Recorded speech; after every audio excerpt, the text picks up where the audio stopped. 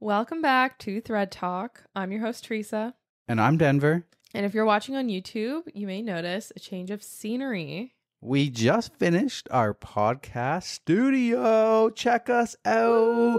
We got a plant behind Teresa. We got our ThreadTalk sign up behind both of us. Thank you for artuno.ca. We've got these beautiful blue chairs. We got LED lighting. We are fresh over here. And it's just in our little tiny condo. We had this den that we never really had anything. It was just clutter. Clutter everywhere. Boxes, a desk that we never used, just clutter everywhere.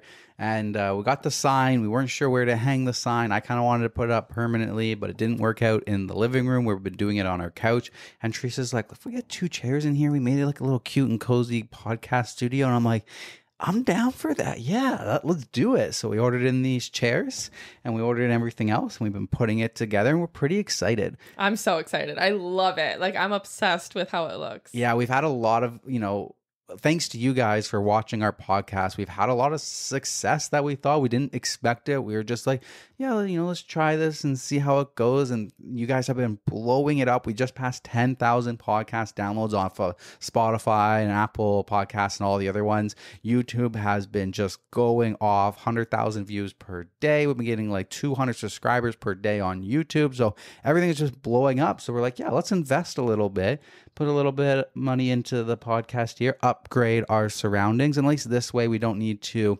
take the podcast equipment out of a box, set up in the living room. We can just leave all the mics, everything set up, the headphones and everything. And we just come and sit in place when we're ready to film an episode. Yeah. So we are both super pumped, super excited. We're excited to get into this episode. This is episode 14 for us. So we've been doing it 14 consistent weeks. That's posting wild. A new episode every Tuesday. It is wild.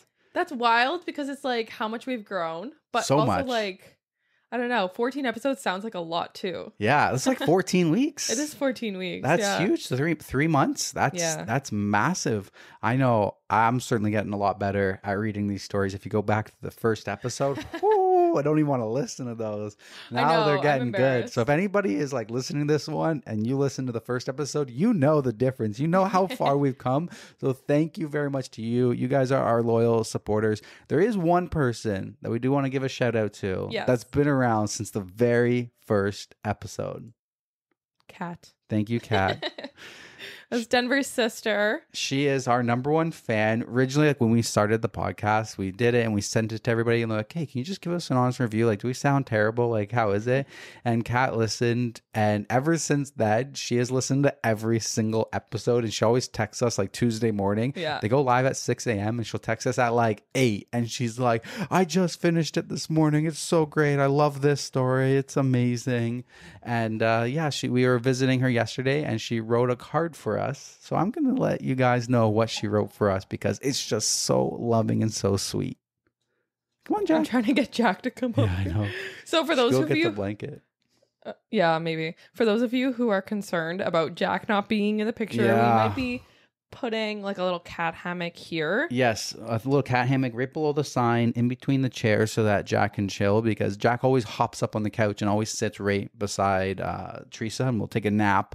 And he loves being close to us. And right now he's like by her feet and he's like, where am I supposed to go? He won't go on our laps though. Yeah, he doesn't like to be on your lap. Yeah, he just likes to be near us. I think if you had the blanket, maybe it'd encourage him to jump in that little gap there. Should I go get it? Yeah, go get it. Okay, so the front of the card says, you're what's trending in my world. Oh my God, huge congratulations. I am so happy for your success and to watch you both grow. I do have to admit that at first, I just listened to your first podcast to give an honest review as your family. But I never expected for it to now be my favorite podcast to listen to. I now look so forward to every Tuesday morning to come and listen to the next episodes. I love all the stories and the banter between you two. Can't wait to watch you guys grow and all your future success. Love you both so much. XOXO, Kat. Kat. Thank you, Kat, for all of your support. We are going to have Kat coming up on an upcoming episode. We set a date with Kat, so probably about 4 episodes from now, it will be going live. So stay tuned if you guys want to see and hear Kat on the episode. We love you, Kat. We love you, for all Kat. your support. You're so thoughtful. Thank you very much. Now, let's dive into today's stories. All right. All right. Our first story is coming from Am I the Asshole? Okay. Am I the asshole for rejecting my niece's adoption request in front of people? My niece, 14, has lived with me since her parents went to prison 5 years ago. Drugs. My sister is getting out later this year. She has been working very hard in prison to improve herself and just got her GED. We are still very close and we talk via an app the prison provides, and I take her daughter to visit her along with her brother who lives with his dad's brother once a month. We were having a birthday dinner at my mother's for myself and my daughter, 16. Most of my family was there. For my present, my niece decided to give me adoption request papers or whatever they are. I never ended up reading them. I was stunned and just shook my head. I was so shocked and confused. The plan was she was always supposed to go home. My mother was upset by this request as well as my other siblings, and my husband couldn't think of what to do either. She never brought this up in counseling or anything. I can't do that to my sister. I would not be able to take care of her without support financially from my grandma, who would stop supporting if I agreed. This was never even a thought. Now she and my daughter hate me, it seems. My son, 21, said it was probably something she got from TikTok, and she will eventually get over it. My husband agrees with me. My siblings are staying out of it. My nephew isn't speaking to his sister now. It's a mess. Am I the asshole here? Trying to get an outside opinion. Reddit seems a good place as any. Man, that's tough. She was 9 and she's now 14. So 5 years that she's been living with her. That's almost all she knows. Like from 9, when you're a kid, that would be so vague in your mind from now the last 5 years. Like when you're a kid, I feel like those last 5 years are like almost everything. You kind of remember some things when you were like younger and stuff, but majority of everything you know is like to that kid, that aunt is basically her mom pretty much. Like that, those 5 years are like the biggest like growth of your brain, becoming the teenager and everything like that. That's huge. And she's become best friends with her daughter, which is basically like a sister. So I can understand why the kid doesn't want to leave. Like she probably feels like she doesn't really know her mom or anything, and she sees the aunt as her mom. So that's just a super tough spot to be in, where I don't think there's any right or wrong way. Like you couldn't have accepted. That's just a tough thing. That's a tough conversation you have to have with her, and you have to set her down, and you have to be like, listen, your mom's been improving. Like she is your mother. Like she's going to get out and you can come visit anytime. I can bring my daughter to hang out anytime. Like we're still family. We'll still be around and stuff. But there are some changes going on in life that's just the way it is. Like life is tough, and I understand you love it here, and I'd love to keep you here, but you're not my daughter, and that's kind of just the way it is. And you're welcome to come over anytime. And if anything happens, I'll be there for you and stuff like that. If you ever need anything, I'll be there. But you will have to go live with your parents. Yeah, and 14 is such a vulnerable age. And I'm assuming that like they had conversations in the past with her saying that the plan was to go back. Exactly. Because she said that there was never any talk of like adopting you or anything like that. Yeah. So I don't know, like maybe like her own daughter was kind of egging her on and supporting her with this decision. And like you said on TikTok, like I've seen some of those videos where like the stepdad has been taking care of the child since they were like 3 or something like that. Yeah. And for like when they were 16, they did the adoption paperwork. But that was like, that person has been a parent basically. Yeah. And there probably was talks and stuff like that. And like then that could be a gift for the birthday. So I think they maybe saw the videos and stuff, but it was out of left field here because there had been previous conversations of what the plan was when her mom got out of jail. So yeah, that's just a tough conversation where you're just going to have to sit down and explain that to the 14-year-old of how life is. Yeah, it is definitely a tough decision. And I don't think she could have handled it any better. Like she couldn't have said yes first, like, you know, like a proposal that you don't want. Like you exactly. You know, if you're like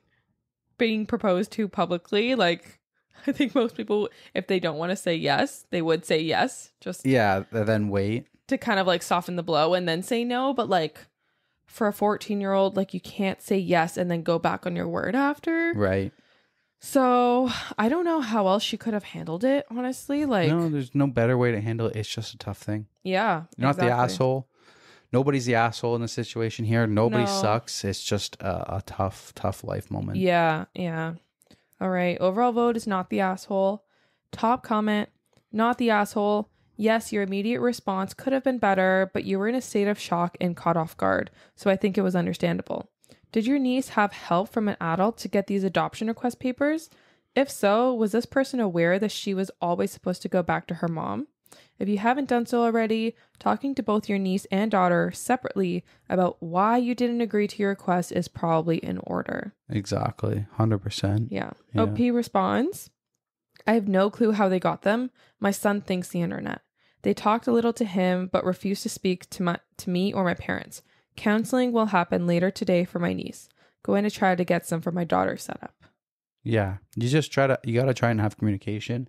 Teenagers are a little stubborn, so you just gotta, do the best that you can and keep that door open and try to have a line of communication in there. And, eventually they'll soften up a bit. They won't be so angry. It won't be so headstrong. Yeah. Another comment.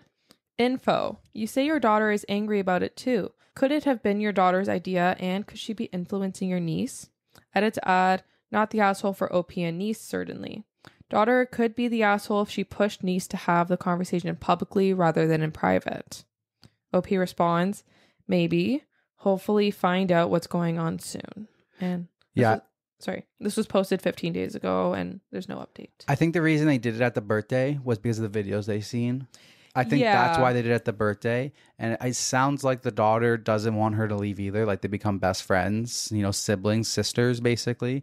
So she doesn't want her to leave. Like 5 years is huge from like 9-11 to 14-16. That's huge. They're basically like sisters. They probably do everything together, hang out with the same friends and everything like that. So they're probably like sisters and she doesn't want her to leave. So that's just tough. OP responds to a lot of comments. So if you guys want to take a look. I'm not going to be able to read all of them. We will leave it linked in the YouTube video if you want to check out the original story. We always, going forward for the future, every single YouTube video that we post, we always have the Reddit link always in the video description. So if you're always like, oh, I need an update on this, or you want to check in on anything like that, go down to the YouTube description, go down and you'll find the story in our YouTube descriptions. Yeah, so I don't... Tough one. The top comment that said she could have handled it better, I disagree. I guess the only thing I could think of would be like handling it better would be saying like, oh, sweetie, like that's so nice of you and everything like that. I very much appreciate the gesture and we'll talk about this later. Yeah. Okay. That could be the optimal response, but I don't blame you because you have been caught off guard. This is not the best thing to say. You're not a perfect person. You're caught off guard. Your emotions are there. That's me thinking from the outside of what the best and optimal response would be, but that's not what you're going to get all the time. That's not real life. Yeah. And your niece, she will forgive you. She's 14. She'll forgive you. And hopefully this won't... 14, a little emotional demon. She'll be okay. She'll get over it. Yeah. All right. Moving along. Trigger warning, talks of suicide. My story is coming from AITAH. It's posted 1 month ago. Am I the asshole for not wanting to give a last goodbye to my sister? I, 28 male, left home at the age of 18 because my sister, female, 29, who was 19 at the time, accused me of hitting her in order to cover for her abusive boyfriend. Since she was the lovely baby, my dad, of course, believed in her and told me to leave the house or he will make sure I spend half of my life in jail. Oh. In that moment, I didn't want problems, and the shock of the moment made me want to leave as soon as possible. My mom said she didn't believe me either, but she gave me some money to live for a few months. Time I took to get a job and rebuild my life. I know it wasn't easy. I planned to end my life and my sister's one as a revenge of 4, but finally I could find some peace in my life. I could finish a career in a public university. I could get a job. I am now married with a woman that had supported me in my darkest moments. Last week, my mom contacted my wife via Facebook, the most popular social media in my country, to talk to me. I believe that since she helped me, I now owe her a favor, so I decided to talk to her. She told me that my sister is dying. She got cancer and is in a terminal phase. that there was nothing more to do now, and all she wants is to apologize and to make things right before she passes away. I, of course, told my mom she could go directly to hell. I owe my sister nothing, not even peace in her last moments. I practically said everything I wanted to say to her in that moment from a decade ago. When I finally vented all I wanted to say, my mom just said that at least I should do it for her. She is practically begging for it. I talked with my wife about it, and she told me, you don't owe anything to your parents. They failed you, and so did your sister. I would let her die with her mistakes unsolved, but that's just me. I will support you in any choice you make. I agree with her, but a part of me wants to see her, but I don't know if I could control myself if I see her. I asked my best friends, and they said I should go and give her peace. So now I don't know if I'm doing wrong or if I should let my anger fall away just for now, at least until she passes away. So am I the asshole? Oh, okay. I think you're listening to everybody's opinion, but everyone else's opinion does not matter. It's only what you feel. Right? This has to be your sole decision. You cannot rely on anybody else to make this decision with you, because at the end of the day, you have to live with it. Exactly. So it's easy for other people to say, forgive her, she's dying. Go give her the peace that she wants. It's easy for you for them to say that because they haven't lived what you lived, and they haven't had like the trauma that you've been through. Exactly. So this one is so tough. Yeah, it is tough. Like, I'm not going to give my recommendation, but I'm thinking of like what I would do. Like, if this happened to me and I'm putting myself in his shoes, would I regret my decision if I didn't go through with it? Or would I regret it more if I did? Yeah. What would leave you feeling better or worse? That's what you have to think of. There's no right or wrong answer here, in my opinion. No, I don't think so. And I would be, I'd be on his wife's side. There's just no fucking way I would be going there. Have fun dying. Yeah, I mean, I could see both sides. You burnt me and ruined my life. Yeah, she basically did. You ruin made her up a life. lie and ruined my life. I almost consider committing suicide. You ruined my life. I want nothing to do with you. Yeah. It's a really shitty thing that she did. Really huge. shitty. And some people would say find the forgiveness and everything. And hey, maybe you should. I don't believe in that, but I don't know. Maybe. That's a tough one. I don't know if I would either. I'm a pretty petty person. I hold grudges. I do hold those grudges, but it has been 10 years since it's happened. Decade. You have to live another maybe 50 to 60 years with your decision. Do you think that you will have regrets? Yeah. If you think that you'll have regrets, it's better to go and deal with it and then maybe regret going, but it will be a worse regret if you're always like, I should have gone and I didn't, versus having a regret of going when you did. Yeah. So if you were even, I think my recommendation for this dude is he's even considering it. He is considering it. So I think he should go.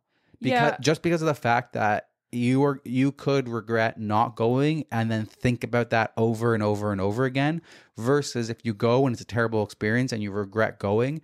I feel like that's a little bit different from regret of never going, and you are even considering it. So then I think he should do it. I feel like originally his first reaction was hell no, absolutely not.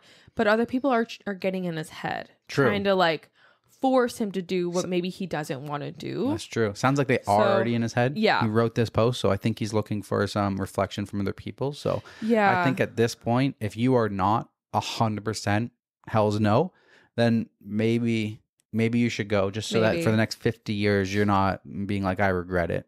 I do feel like there would be more regret with not going than with going. I don't think he should go for his sister. I don't think he should go for anybody else besides himself. Yeah. I only think he should go because I think he is doubting whether or not he should go. Yeah. And I think he could potentially have some of his own regrets. And in his own space, I think he should do it for himself and not for anybody else.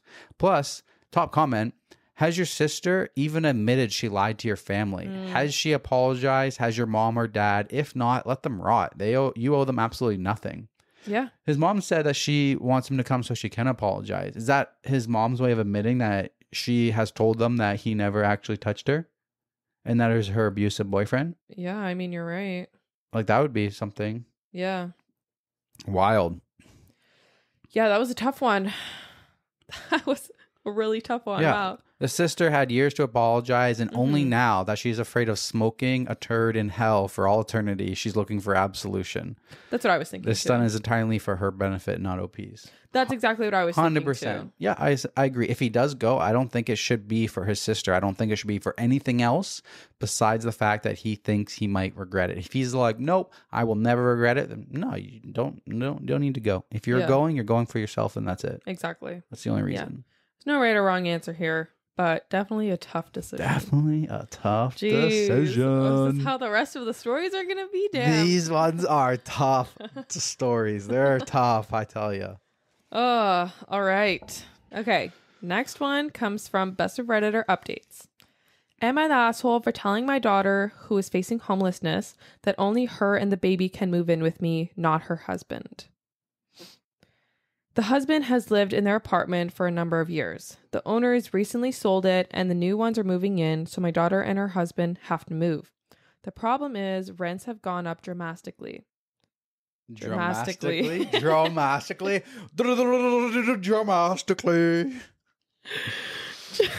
just made up a word. It happens. The problem is rents have gone up dramatically. The rent they are paying is $1,100 for a one bedroom, which I thought was a lot, but now that I'm trying to help them find a place, most are now going for around $2,000 a month or more. They can't afford this. My daughter knows she is always welcomed at home. Granted, a baby complicates things. I wasn't happy about her having a baby. She's young, just turned 22.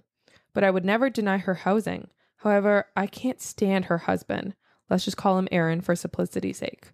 I wouldn't invite Aaron over for dinner, let alone let him live with me. Aaron's in his mid-30s, criminal history, hair trigger temper. Chronically immature and has one hell of a jealous/possessive streak that has caused strain in their relationship, which I obviously do not approve of. Honestly, when she told me she was pregnant, I finally thought we'd get rid of Aaron. I genuinely thought he's exactly the kind of man to ditch. They've been on and off over and over since she was about 18, 19. Alas, if anything, it made him cling to her tighter.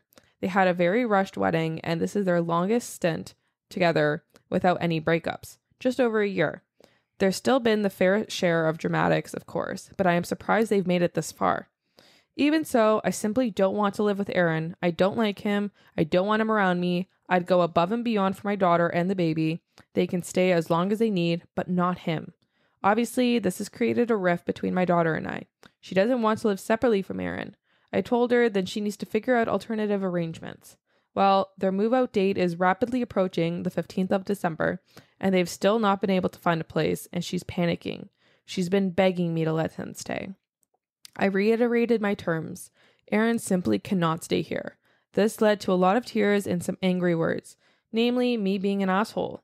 I can genuinely see why she might think that, but I also have to think about myself and my own sanity. So am I the asshole? Hells no. Fuck Aaron. Sounds like a piece of shit. So no, it's your house, your rules. You can do whatever you want. If your daughter wants to make stupid decisions with her life and ruin it, and she gets to stick by those. So no, stick to your guns. Aaron can stay the fuck out of the house. I'm surprised you're this no, I am strong about no, it. I am. Listen, you don't even owe your daughter anything.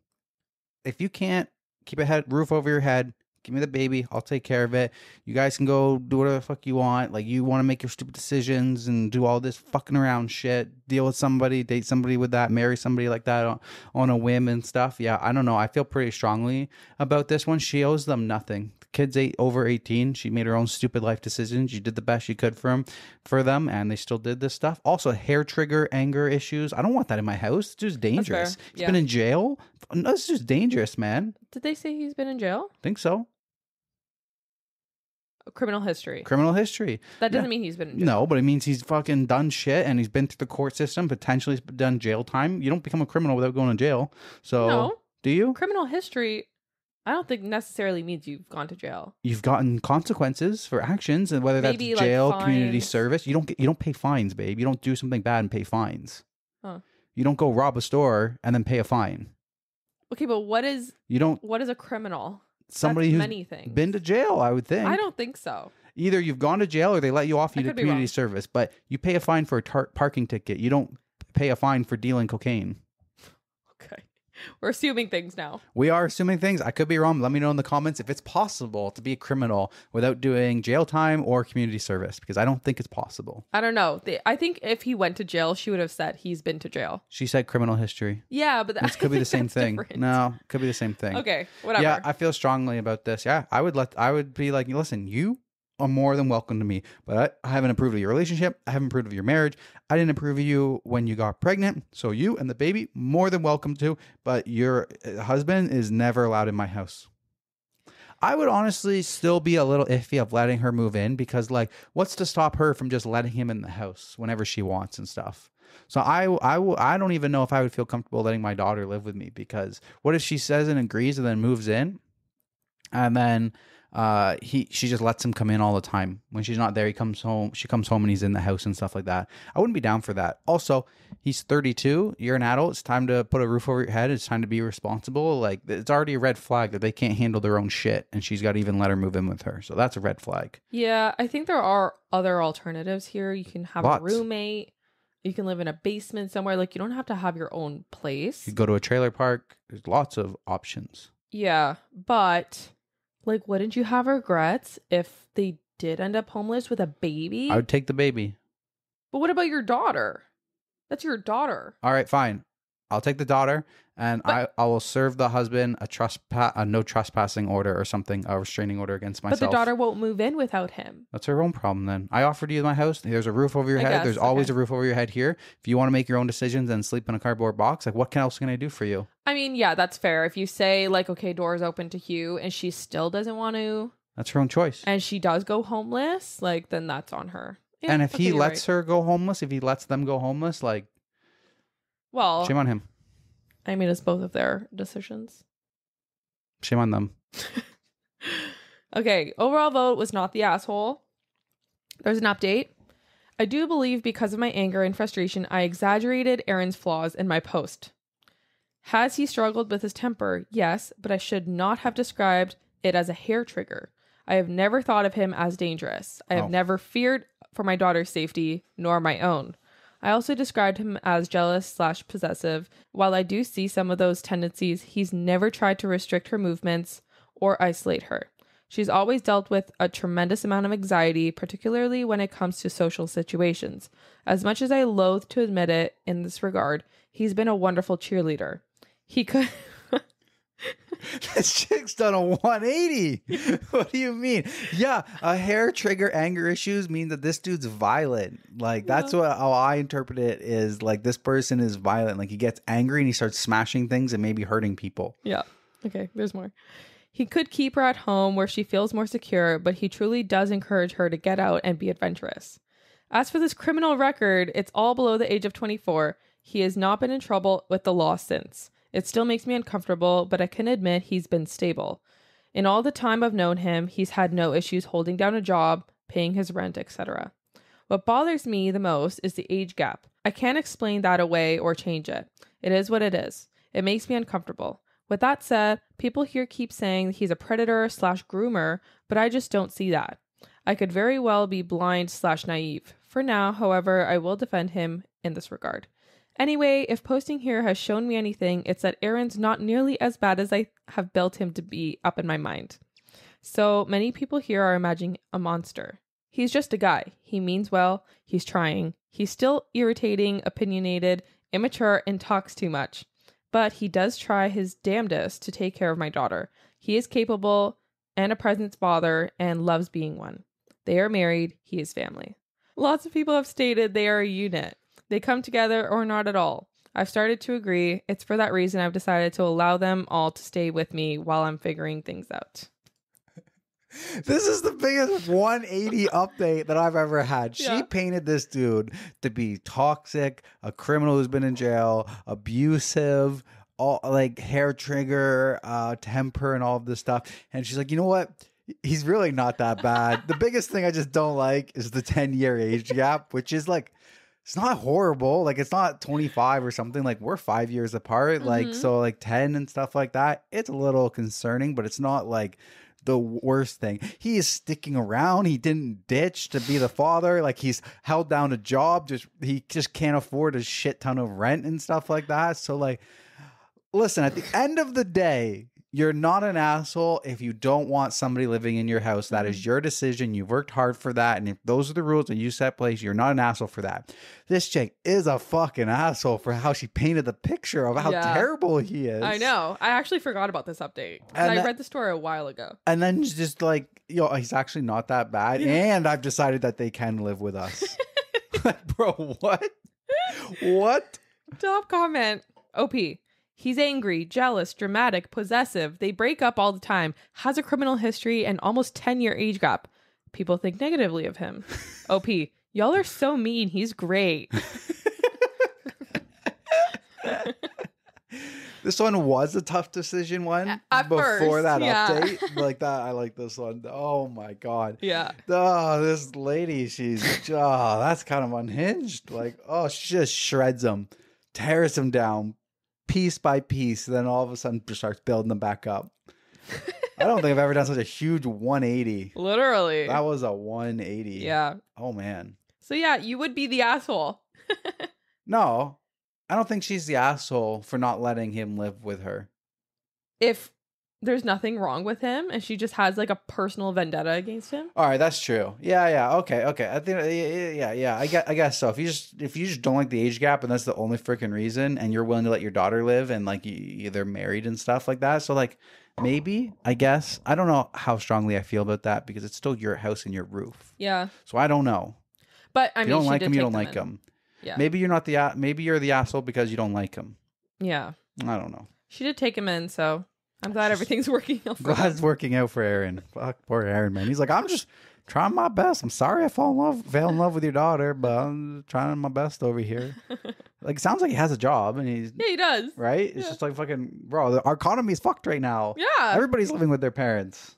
Literally, not us, though. Not us, yeah. Stay safe out there. We're independent. But yeah, stay safe out there. I don't know. Oh, that's tough. But yeah, I mean, world economy, it's crazy tough right now. All right, we'll move along from that one. I can promise you my story does not pull a 180. Does not pull a 180. This one is from Today I Fucked Up. And honestly, it's almost kind of more like maybe a true off my chest story, more than a Today I Fucked Up story. So let's get into it. It is from 2 years ago. It's titled Today I Fucked Up by Selling My Girlfriend's Dog Without Her Knowing. I know the title makes me sound horrible, but please hear me out. Also, something you should know is my girlfriend has diagnosed anxiety, but this will be important later. Me, 29 male, and my girlfriend, 27, moved in together about 6 months ago. She only makes about $12,000 per year at her lower paying job, so I paid most of the bills. This arrangement worked and I didn't mind contributing that much. However, 4 months ago, I lost my job. We have had no savings and this was a devastating blow, and I have not been able to get new employment. We missed rent and received our 30 days eviction notice. My girlfriend's response was to shut down, and her anxiety became debilitating. So I had to do all of the apartment hunting alone. Keep in mind, I had to do all of this on a very restrictive budget and on a time restraint because of the eviction. I don't have any family as I was raised in the foster care system, and my girlfriend's family can't help us because of unfortunate personal circumstances, which I completely understand, but it's still frustrating. In the end, I found only one apartment within our budget, but it didn't allow for dogs. This meant that I would have to find a home for our dog, Augie. I asked a few friends to take him in, but we don't have many, and since we live in the city, all of their apartments won't allow dogs. Please keep in mind that I have been providing my girlfriend with regular updates, and she is well aware of the situation. So I texted my girlfriend a week before the eviction that I put down a deposit on the apartment. The messages go as following. Me, I put a deposit down. We need to think about finding a home for Augie. Her. I don't want to think about this right now. It's all just too much. Me. I know it's a lot, but no one can take him in. I've tried everything. Can we please reconsider selling him? Her. Absolutely not. We had numerous other conversations about this before I finally realized she wasn't in the stable state of mind and that I had to do something now or we were going to be homeless. So I found a family with young kids who I knew Augie would love. I visited their house to make sure it was a good fit. The meeting went wonderful and they even had a backyard and a dog park down the street. I knew Augie would be happy. So Augie and I traveled to their house multiple times over the next few days to get him adjusted. On the final day, I said my goodbyes to him. I didn't tell my girlfriend I was doing this because I knew she would stop me. The family agreed to let us visit whenever we wanted to, so I knew she would get to see him. Please note that this is the hardest decision that I've ever had to make. I was just in so much pain as I was in just as much pain as my girlfriend, but I was just able to manage it better. When I got home, I broke the news to her and she instantly broke down.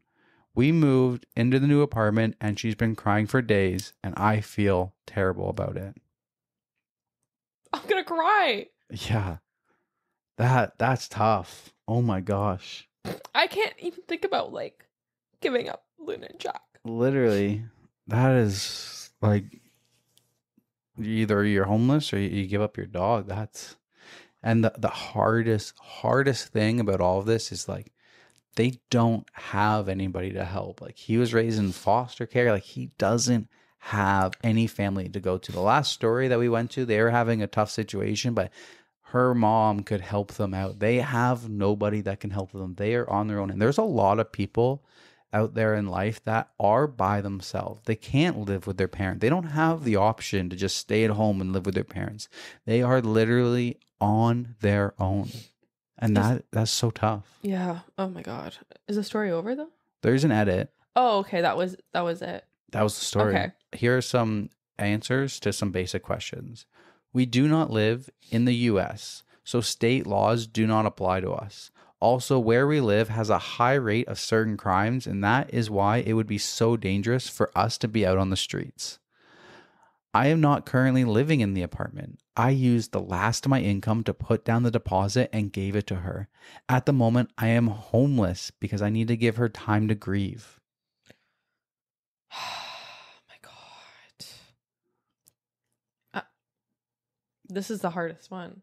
That's wild. I can't imagine willing to be homeless so that your girlfriend could stay in the apartment because she can't be around you because you got rid of a dog. That's almost not even fair to this guy. Oh, Like he just went through hell too, and he had and because his girlfriend has severe anxiety, he had to take on the responsibility of handling everything for them, or else it would have been a sheriff at the door kicking them out onto the street with nothing else prepared for or anything. And he definitely has her best interest at heart. He does. I would be just as upset. You can be upset, but at the end of the day, you have to keep a roof over your head. But he didn't even let her say goodbye. Apparently, she can go say goodbye whenever she wants. She can visit the dog whenever she wants. Okay, fine. And it seemed like she shut down, and he couldn't get her to do anything, and he needed to take over. It is devastating, though. Like, I see both sides. But could you imagine that we were getting evicted and my anxiety was so bad that I literally just stayed in bed all day and I would refuse to do anything? I just didn't do anything to help us do anything.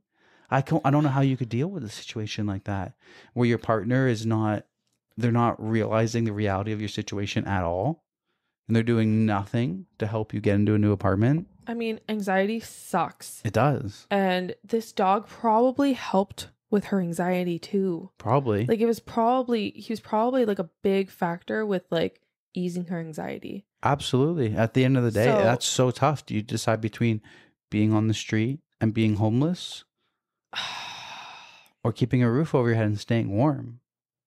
I think at the end of the day, he made the right decision. I think he did too. There's nothing. That's just tough.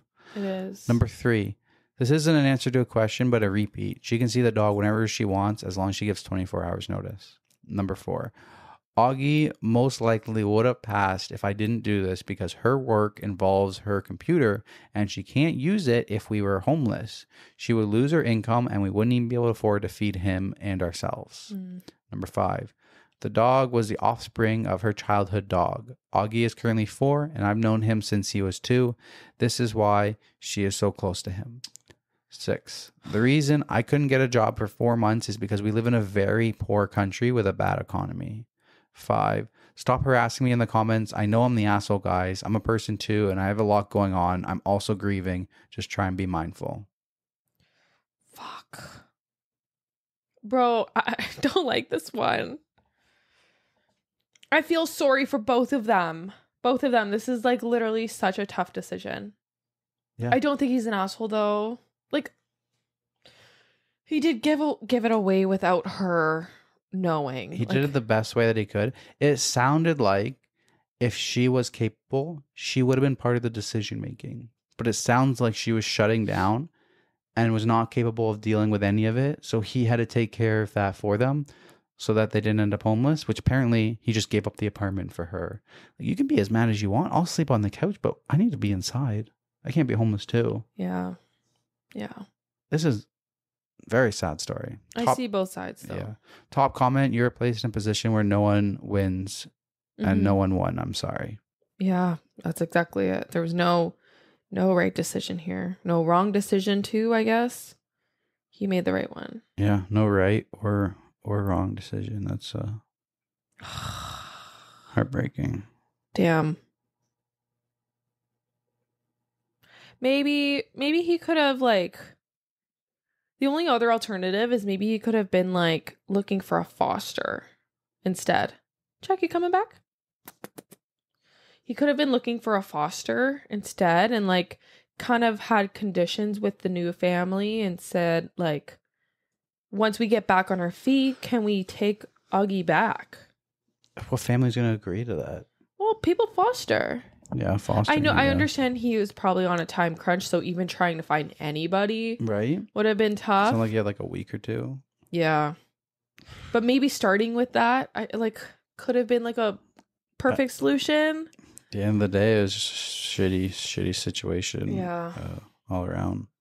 Jack wants to be a part of this so bad. I know he wants. He's on the floor by our feet. We need to get him with a little hammock so he can chill near us and stuff. One downside of our wicked podcast studio here is no room for Jack anywhere. All right, let's move along. I was going to say let's get into a happy story, but with this episode being themed tough decisions, I don't know. Whew. All right. Okay. This one comes from Am I the Asshole? Am I the asshole for refusing to attend my friend's wedding because she didn't invite my significant other, claiming she forgot to include him on the guest list? This is a throwaway account. So I, 28 female, have been friends with Lynn, 29 female, since meeting in college, and despite our differing views, we've always been close. Lynn recently got engaged, and as she began planning her traditional and somewhat conservative wedding, I knew there might be some challenges. When the wedding invitations arrived, my heart sank as I noticed that my significant other, Jake, 30 male, wasn't included. Concerned, I called her, hoping it was a mistake with printing or something, only to hear her say, "Oh, I totally forgot to include Jake on the guest list, but you can still come, right?" I hesitated, knowing that this issue wasn't just an oversight. Jake is transgender, and I was aware of Lynn's more Republican views on gender and relationships due to the fact that for years we've specifically argued over Jake being trans. I knew she felt it was unnatural for people to stray away from their gender they were born with, and I did feel that was always a deeper motivation. I explained how important Jake is to me and that excluding him felt like a rejection of our relationship. Lynn brushed it off, claiming that they were already over the guest limit and didn't want to complicate things.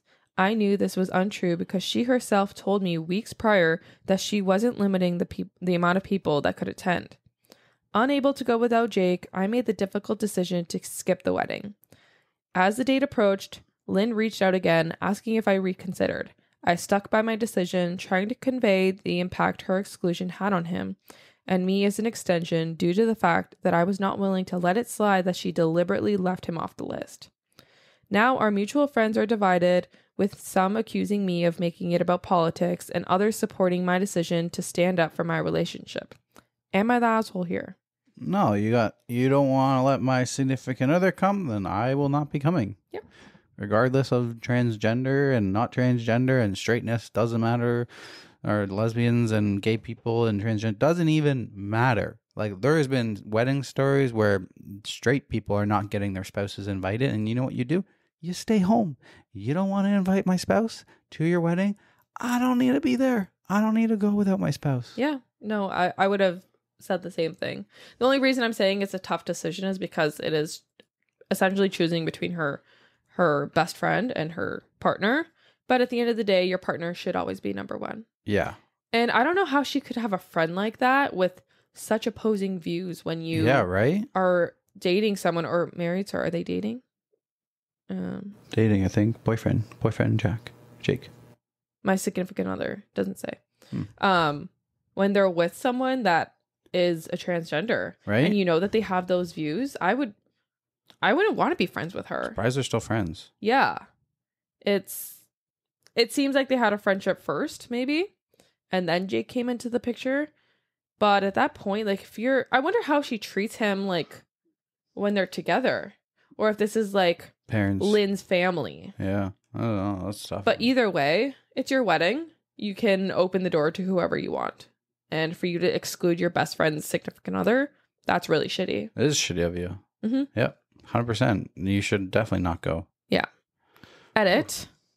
Yes, I should have clarified this earlier. She has donated her kidney to me in the past, and she did help me while I was grieving the death of my mother. Holy fuck. Those saying I should cut her off have a valid opinion, but I do also think if there's room to educate her instead, that could also be a good path to take.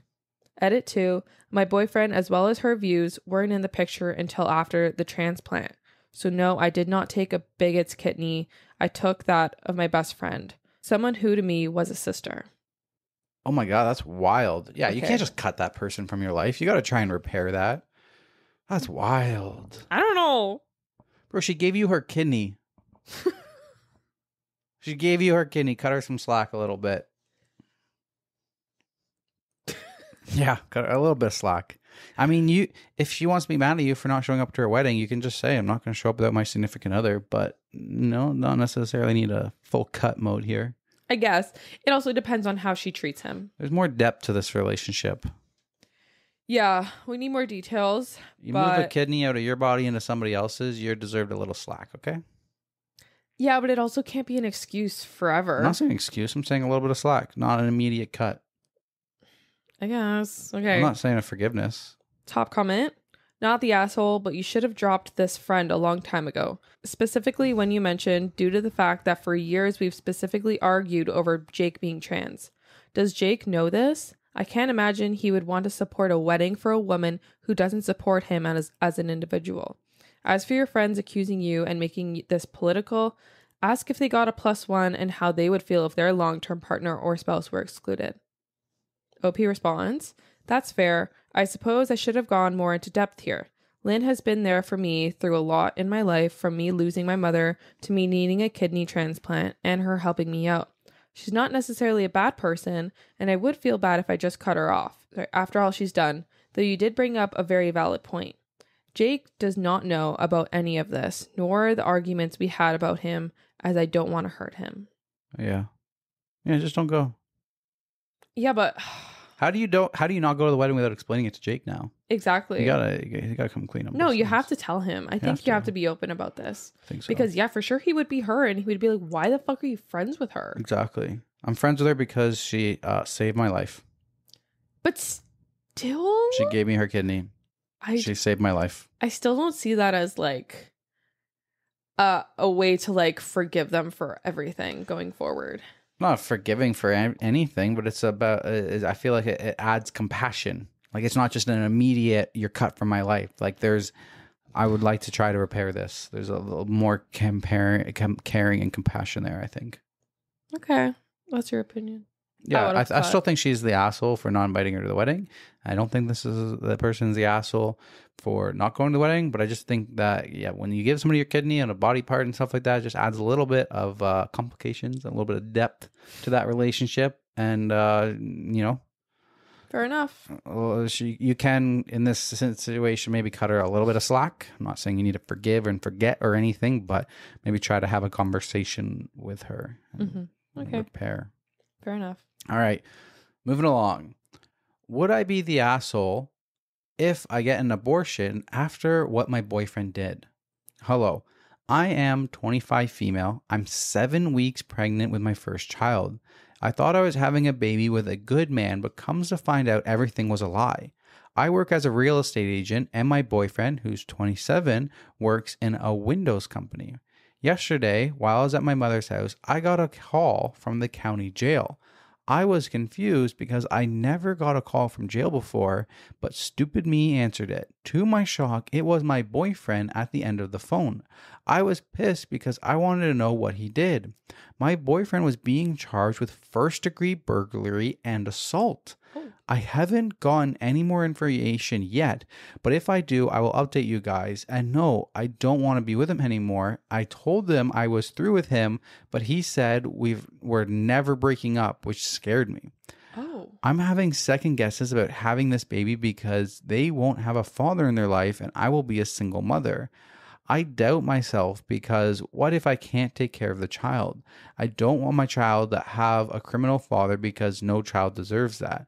I didn't tell him about the abortion because I knew he'd be upset, so I'm not saying a word to him. I told my mother how I was feeling about this, and she is mad with me, but she is still helping me out. I never knew my life would be like this. All I wanted was to get married to a good man and have kids, but nothing seems to work for me. So would I be the asshole? No. Oh my God. This honestly isn't a tough decision for me. This is easy. I would, break up with him. But it is scary, his response. We're never breaking up. I'm sorry. Yeah, that's scary. That's so terrifying. What do you mean? That is terrifying. And I guess this always begs the question of pro-choice or pro-life. And I don't want to get too deep into that. My question would be 7 weeks is pretty far along for an abortion. No, you can definitely get an abortion at that. 7 weeks is less than 2 months. Yeah, that's 2 months. I feel like that seems like a long time. No, it's not. It's not? No. What's the limit then? I have no idea. What's the cutoff? There's a cutoff time for it. I don't know. What is that cutoff? I think a couple months, honestly. I think you can get it up to a couple months. Man, yeah. I don't know. Because some people don't even realize until 1 month in. Oh, okay. When you miss your period. Oh, true. Yeah, I wouldn't want to raise a baby by myself either. I would 100% abort the kid. Right? There's no way. There's no way. Like, if you don't think that you could do it by yourself, I understand there are a lot of people who have raised kids by themselves and have been successful in doing so. If she doesn't think that she could do that and provide the life that she wants for the kid, there's other options too. An abortion isn't the only option. Like, you could put the baby up for adoption. Like, there's, but that's if you are concerned about ending a baby's life, and I don't think that's her. You don't necessarily need to always raise it. You could put it up for adoption or something, or maybe find somebody before. I mean, there's some options, but it doesn't seem like that's the issue that she's having. The issue is whether she is freaking out over, or she's overreacting about her boyfriend. I don't think so. You just found out your boyfriend is a criminal. He's willing to do sketchy shit. And then he says that we're never breaking up. So, yeah, you could, but yeah, I would cut, restraining order, change my name, run. Honestly, yeah. I would ghost him and leave. That is a very serious... And if you don't think that you're able and you don't want to have this kid by yourself, then there's nothing wrong. You can make your own choice with your body. Yeah, 100%. 100%. But yeah, I don't think like the pro-choice argument is what she's like asking for. She's asking like if she's like jumping to conclusions, I think. And like, you have that kid and this dude is psychotic, then like you are legally tied to him regardless of how fucking crazy this dude is. Like, yeah, you are legally, like, you got to go to court appointments. You can't just ghost and drop off. Like, you have will have legal rights if he is the father. How about like, how would it work for adoption though? Like, if she decided to put him up to put the kid up for adoption, would he have a say? I have no idea. I don't know. But it doesn't sound like she's even choosing. The issue isn't choosing between aborting and adopting. She doesn't want to. Yeah. She does say she doesn't want to raise the kid by herself. She doesn't want to have the baby and raise the kid by herself. So I don't know. But there is an edit. I see everyone saying I need more details, and that's exactly what I said in the post. He was charged because he was caught breaking into someone's house. The house is 2 blocks from where we live. That's how close he was. He then assaulted the homeowner, so it basically became a home invasion. I don't have any more information, and that's just what the cops told me. What I heard was one of the neighbors called the cops because he heard a disturbance in the homeowner's house. He was caught on camera from different angles, so there's no way out. He didn't mention this before, but he's been in there for 3 days. And I know I took this long to find out more information. I'm sorry. I have no more information, but I will get that from the police department and we'll update.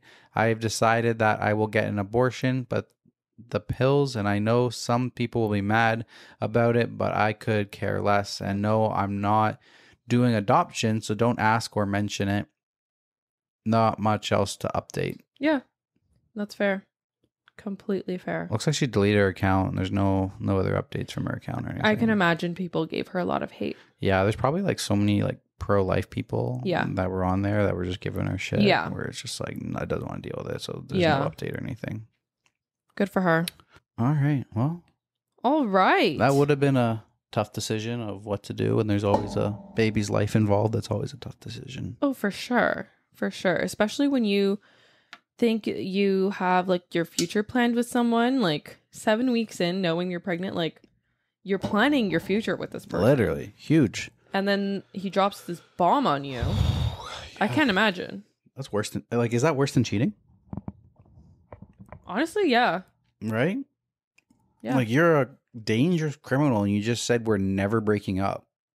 I would prefer if you just cheated on me. I would prefer it too, because then at that point, it's like, who even are you? Who is the person that I fell in love with? Like, I feel like it's been a lie. Right? Yeah, 100%. I feel like cheating can be like spur of the moment kind of thing. Potentially, like, depending on how it was. But like, depends, at least you're not a psycho who's going to track me down and fucking never, I'm not allowed to leave you. Yeah, that's a wild thing to say. Okay. Your turn. What do you got for us? This one comes from Am I the Asshole? Am I the asshole for not letting my best friend move in with me? I, female 23, have a best friend, Molly, female 23, I've known since primary school. We grew up together on a rough estate, and she's basically lived at my mom's house as her home was not fun. Alcoholic parents, basically. I worked really hard at school, got into uni, and now have a good job. Not great money, but lots of potential. I kept in touch with Molly, and we have seen each other over every few weeks. She works in a bar and has her own flat now, but it's not a great place to live. 2 weeks ago, Molly told me she was pregnant. At first, I was happy for her, but she doesn't know the dad. Drunken night out, although I don't know if she's telling me everything, and is really scared. Of course, I said I would always be there for her, but she's taken it very literally. Last week, she called me and asked if she could move in with me. I have a spare room, and technically I could fit her in, assuming that the landlady is okay with it. She was crying on the phone, saying she doesn't want to keep the baby because it would grow up in some crappy estate we grew up in, and she can't do it on her own, and her mom won't talk to her, and she's scared. But if she could live with me, we could do it together, and it could go to a nicer school, and she could pay for rent. I don't know what to say. I want to tell her no, I can't live with a baby. It would ruin everything, and I can't believe she's even asked me. I feel like if I say no, she won't carry on with the pregnancy, and she will blame me for that. I don't know how to tell her I can't do it. Oh, that is tough.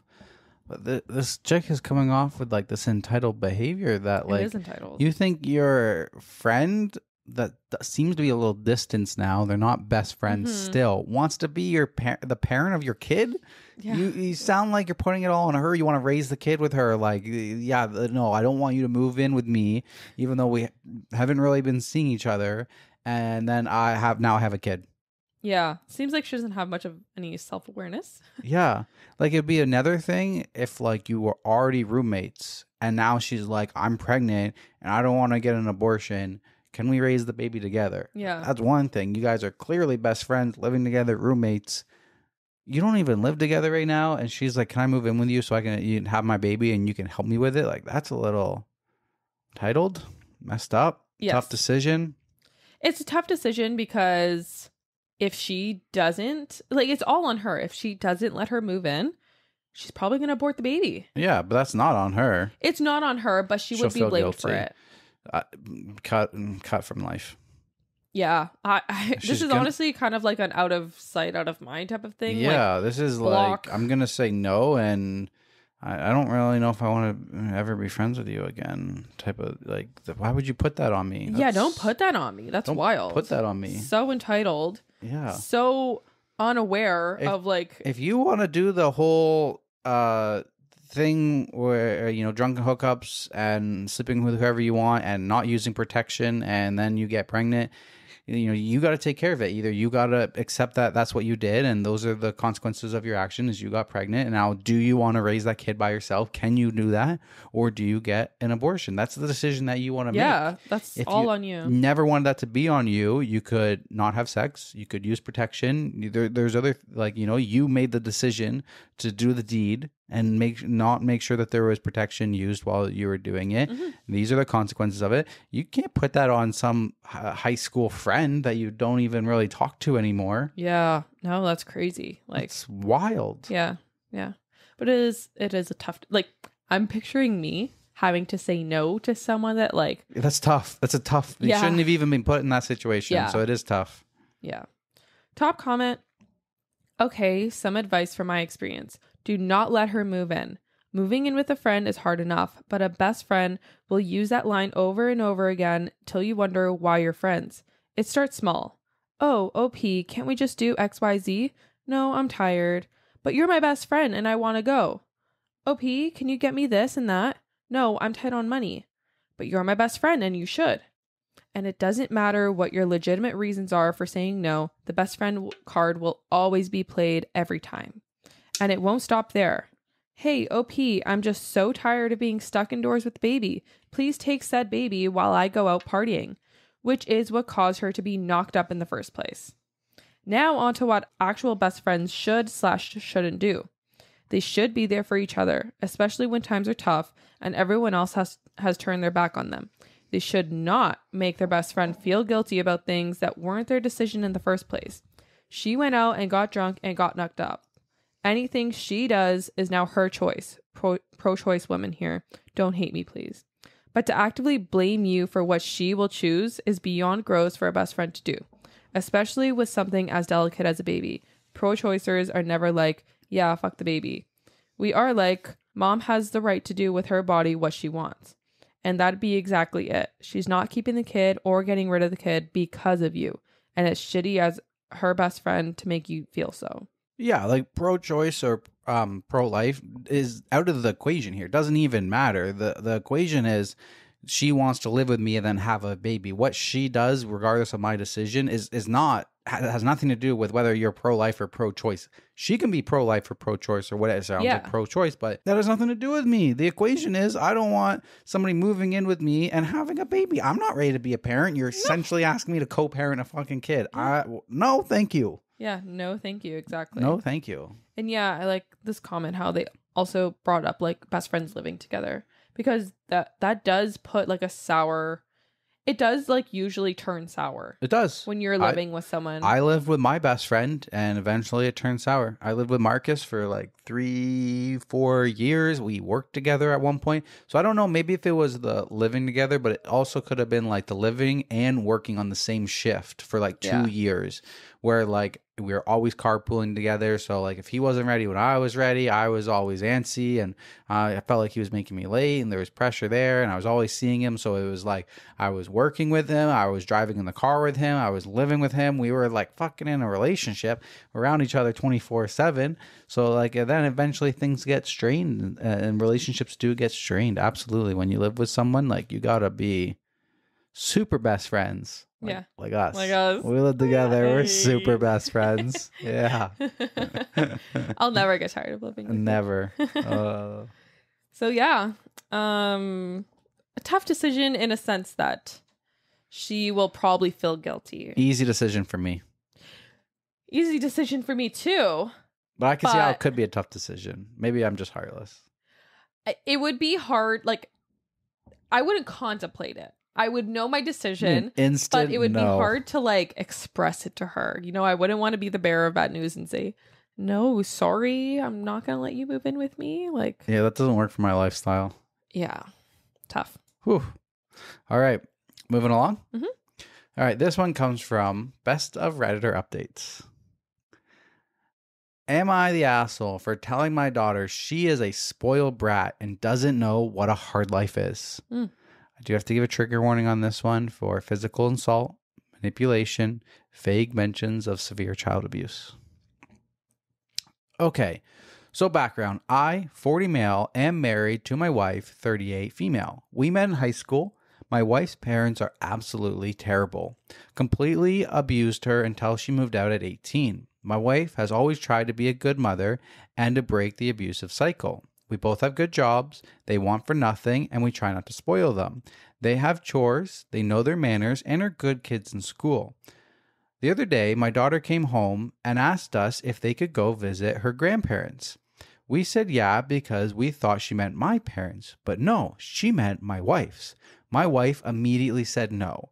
Then I backed her and said that we have no part in their lives. She said I was overreacting and that she deserves to meet all of her grandparents and that we were being selfish.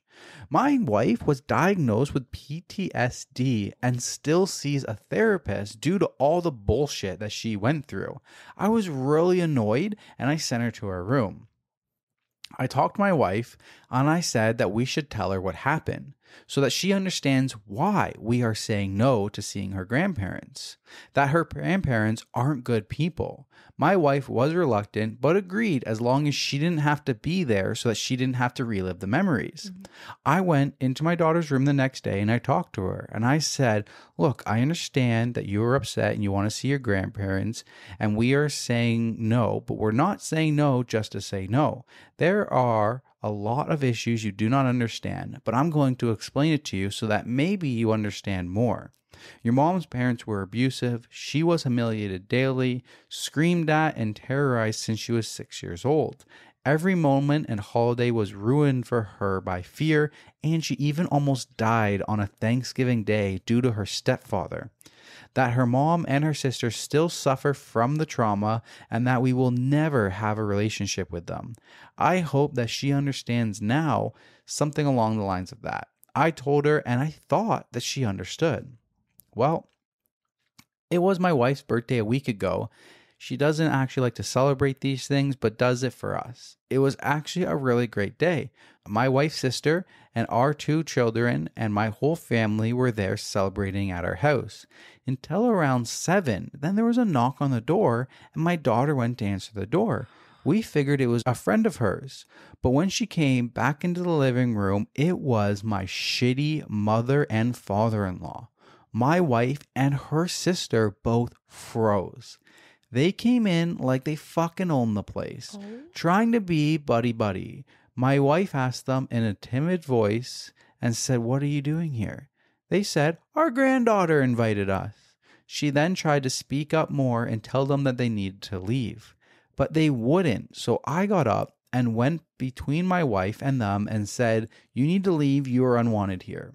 My daughter stood up for them and said that she talked to them and that my mom just exaggerated what happened and that they were good parents. That's when my father-in-law said, "That's right, whatever we did to you ungrateful kids, you deserved it." That pissed my wife off and she shouted at them to leave. I went up with my dad and we were going to push them out, but he is 6'4" and 250 pounds.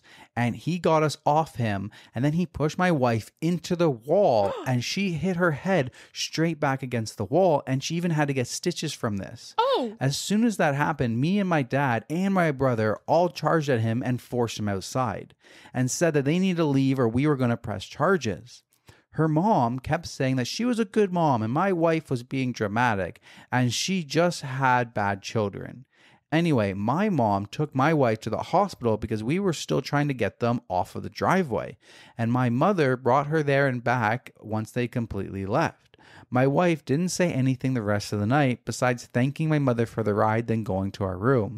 My sister was really freaked out too and left right after hugging my wife. My children were in their living room and I told my son and daughter to go to their rooms. I needed to speak to their sister. I will admit that I absolutely lost it. I fucking screamed at her and said that she was selfish, and I couldn't believe that she did that, that she still got into contact after I explained what they did to her mom when she was younger. I was just honestly so disgusted with her. She started to cry and say she genuinely thought I was exaggerating and that it would be good for them to get together. She said she got in touch with them on social media and they seemed great. How they made everything seem not so bad. She said she didn't think they could be that evil and be related to us. I told her that there are evil people everywhere and we just shield her from it because she's a kid, because that's what parents are supposed to do to protect their kids. I was so upset. I genuinely wanted to call her an idiot, but I didn't. But every move my wife did to move past her trauma was now demolished by this idiotic decision. My daughter apologized and said sorry, but that just doesn't cut it. Her actions literally risked my wife's health and everyone's safety. My wife talked to her and said that she no longer trusts her and how there are consequences to her actions. For meddling in something that was not her business to meddle in, she has no more phone and no more visiting friends until she earns that trust again, and that we can add a punishment we see fit. I've comforted my wife as much as I can, but she's not doing great. While I honestly think that I went easy on my daughter, I figured I should have other opinions. So, am I the asshole for yelling at my daughter? Absolutely not. Did it? What's her age? 16. She's 16. Yeah, there's an edit. To be clear, the timeline, my daughter sought them out after what happened during her mom's childhood. I asked, she said she reached out first to them, and my daughter is 16. So, edit. To be clear, the timeline, my daughter sought out the grandparents after I told her what happened in her mom's childhood. She reached out to them first, and my daughter is 16 years old. Damn. Honestly, yeah, you should have been harsher with her. With the daughter, for sure, no? 16. She's not 12. Exactly. That's what I'm saying. She's 16. She's a young old adult. Enough. She's old enough that you can sit her down and explain why we don't have a relation with her grandparents. But he did do that. No, exactly. Still let it happen. She's old enough that she should have understood that conversation. That is wild. At 16... You're almost an adult, like at that age. It's because you're at that age where you think you know everything. Yeah, exactly. You think, I want to know my grandparents. Yep. I have the right to know my grandparents. I have social media. I can just reach out over Facebook. This is why I can't be a parent. I would literally cut my daughter off. I would be like, "You're done. You're done. You're literally done. Like, I actually don't want a relationship with you." Like, bro, it could have been worse. Yeah. Her mom had to go get stitches. That's wild. These people are crazy abusive. Yeah, no. I would hold such a grudge against my daughter. Like, you think if they weren't that bad, you would have never met them for the entire 16 years of your life? Yeah. My wife is now 38. You think for the last 20 years, we would have had no conversation with them if they were just over-exaggerating? Yeah, exactly. If it wasn't that bad, you think we would have gotten no contact for 20 years? No, this daughter is dumb as hell. She is an idiot. And yeah, she deserves severe consequences. Severe. If that's like moving away, like literally like. I would send her to a private school. I literally wouldn't want to see your face anymore. No, exactly. That's what I mean. Like, I wouldn't be able to forgive this. 16 or not, my child, like, I wouldn't be able to forgive this as a mom. I would send her to like an all-girls private school that's in the middle of fucking nowhere. Yeah. Like a punishment school. Not like a preppy, you're going to learn amazing things school. No, like you're here because you're a fucking terrible child. Yeah. And you got to go there for a year. That's your punishment. This one made me upset. Yeah. Wow. That's a tough decision that this dude's had to go through. Yeah. Between like what his wife is like, wife and his daughter, his fucking daughter and shit like that. His daughter put him in such a tough position. Yeah. Yeah.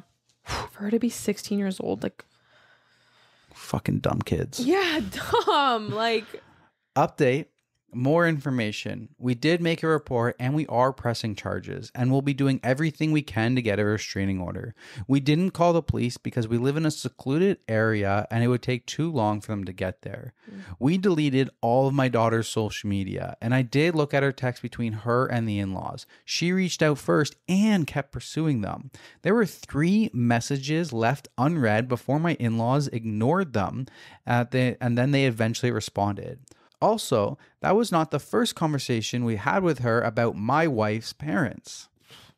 It was just the first in detail conversation. I told her the specific scenarios and events that happened without getting too graphic. But she and my other children always knew that their grandparents were bad. We had multiple talks while they were growing up when we first started to explain why they only have one set of grandparents, unlike most of their friends. But we never said anything in specific details about the actual events to protect them, only that their grandparents were bad people who hurt their mother and their aunt a lot. My wife told me she's doing her best and feels bad for distancing herself from her daughter, but she's just extremely hurt. My wife is going into more therapy sessions than she normally does, and we have set an appointment for my daughter to see one as well, and we will try family therapy to get back to normal. Anyway, did not think this would get so many views, so thanks for all the advice. So she damn well freaking knew what she was doing. You've been told your whole childhood that the grandparents are bad, and your dad just broke it down to you how bad. Yeah. While sparing you a little bit. You don't care of the about your graphic mom. Details. No, you just think about yourself. You don't give a shit about your mom is what this is telling me. Go live with your grandparents. There's no way, like, I know the mature thing to do would be, go to family therapy and try to resolve this, but like, no, I know you don't myself, have to. She's 16. Fuck her. Myself, I wouldn't be able to. No, I would literally ship you off to a private school. Done, gone. Or you can, you know what? Go live with your grandparents. That's what I was thinking. You think you're so amazing? That's what I was thinking. Why don't you go see if they'll raise you for the next rest of your life? Yeah, if that's what you want so bad. Yeah. That actually like makes me feel like she genuinely doesn't give a shit about her mom. And exactly. Then so what? Okay. Then... Oh, I just don't believe you. You're over exaggerating. Yeah. They can't be that bad. You're a fucking idiot. You are an idiot. Yeah. Whew. Wild. This one's making me mad again. Top comment. We were great parents. Then immediately slams their daughter's head into a wall. Literally. Damn. All right. Moving along. Yeah, let's move along. Okay. Moving along. This one comes from Am I the Asshole? Am I the asshole for asking my fiance to skip this year's Christmas family vacation because our baby is due? My fiance and I, 31 male and 31 female, are expecting our first baby due December 30th. His family has a vacation home in Florida, and they have gone every year during the holidays for about a month until after New Year. He agreed not to go this year because of the baby, but his family is insisting that he go and come back on the 28th, which is, quote, ample time before the baby is due. So he bought a ticket for December 15th to the 28th.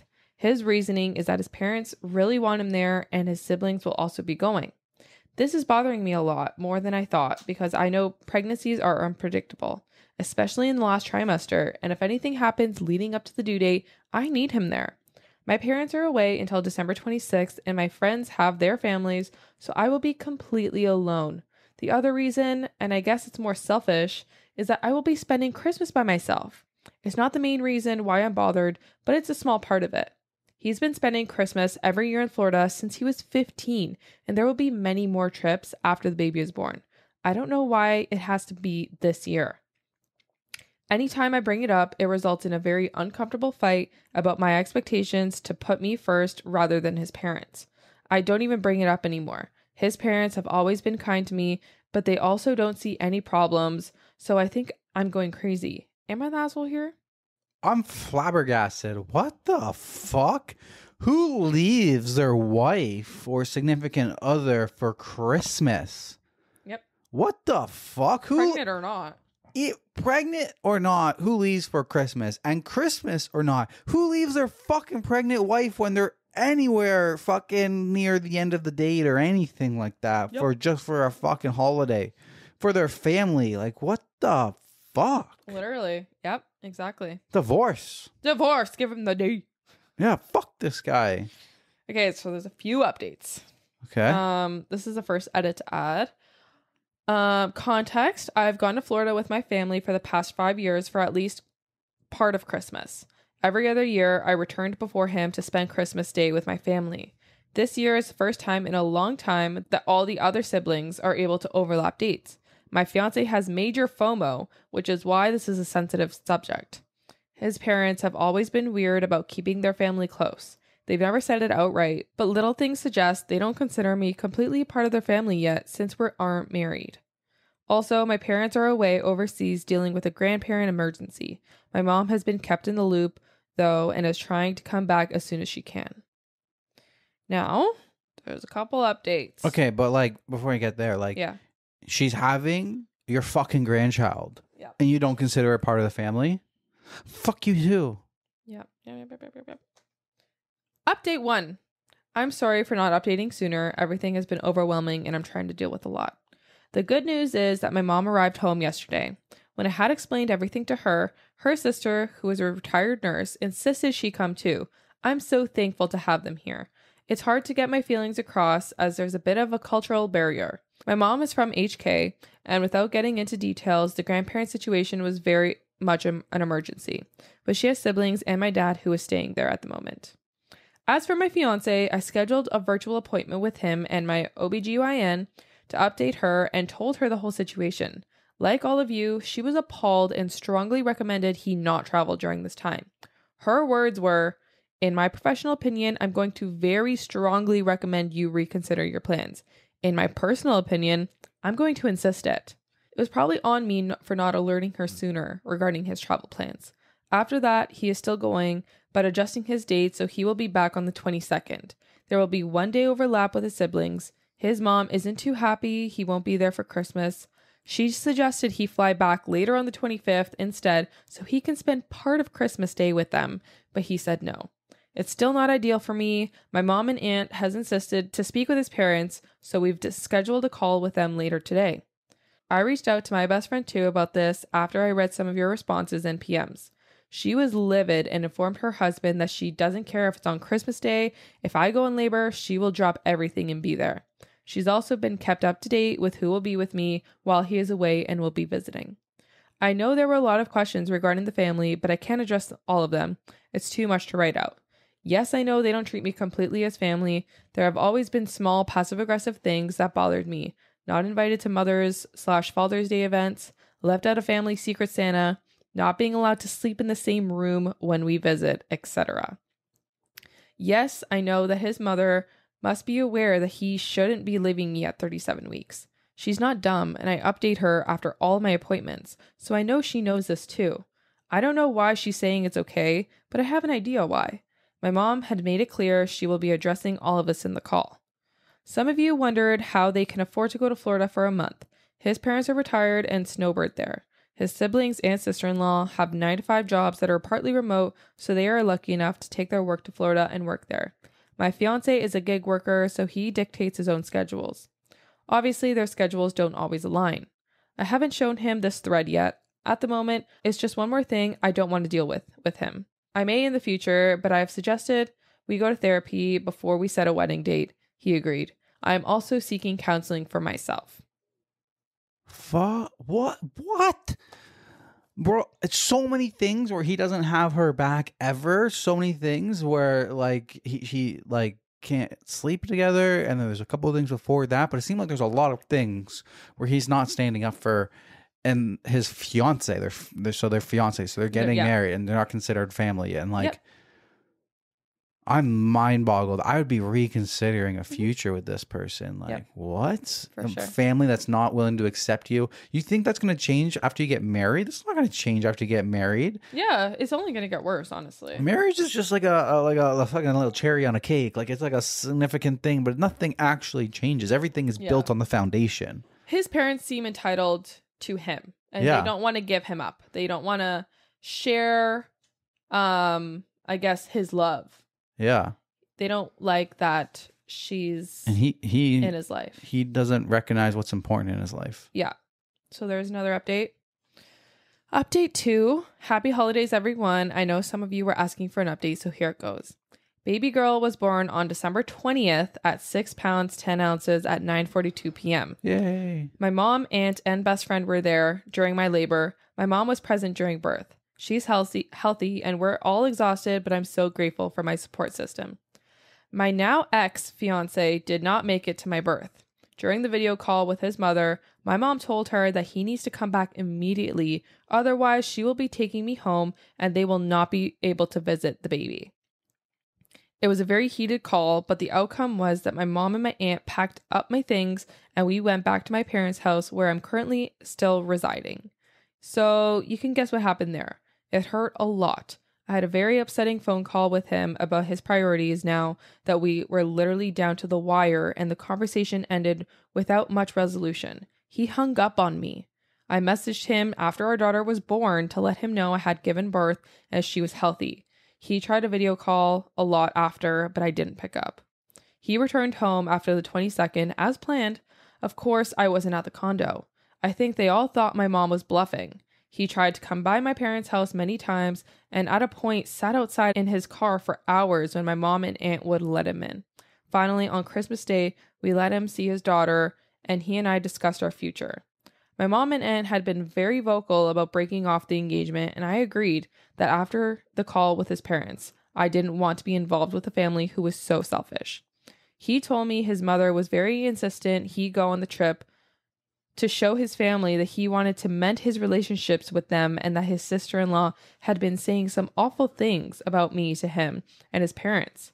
I have told her some things in confidence a couple years ago about some issues I was having with him and she turned it around on me. This was the nail in the coffin. I can't possibly marry into a family that's this toxic. So as it stands now, I have broken off the engagement and will live in my parents' house. We have scheduled couples therapy and our first session is tomorrow. He has apologized profusely and asked to stay with me to help with his daughter. My mom doesn't want him sleeping here, so he's been coming by in the morning to help with her and then leaving in the evening. His parents have told him that they would like to see our daughter as soon as they come back, and he has video chatted with them once to show our daughter to them. That's basically where we stand now. Undoubtedly, the situation will get more complicated once his parents come back, but I can't think about that right now.